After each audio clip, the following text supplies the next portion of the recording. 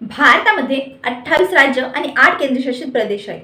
मात्र असं का एकतर सर्वच केंद्रशासित प्रदेश असायला पाहिजेत किंवा सर्वच राज्य असायला पाहिजे? तर भारतामध्ये हा फरक आला राज्य पुनर्रचना कायदा 1956 नुसार. आणि तुम्हाला माहिती आहे प्रत्येक केंद्रशासित प्रदेश बनण्यामागे त्याचा एक विशिष्ट कारण होता. चला तर ते जाणूया.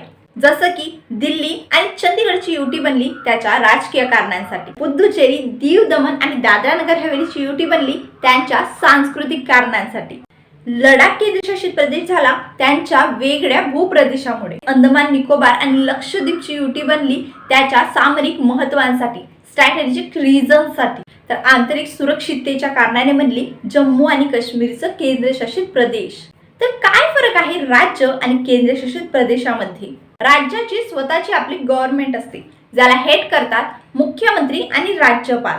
केंद्रशासित प्रदेश हा केंद्राच्या अधीन राहून काम करत असते, जे चालवतात राष्ट्रपती आणि उपराज्यपाल. सोबतच दिल्ली, जम्मू काश्मीर आणि पुद्दुचेरी या 3 ठिकाणांमध्ये विधानसभा आहेत, ज्यामुळे तिथे उपराज्यपाल सोबतच मुख्यमंत्री देखील असतात. तर अशाच वेगळ्या इन्फॉर्मेशनसाठी चॅनलला सबस्क्राईब करा.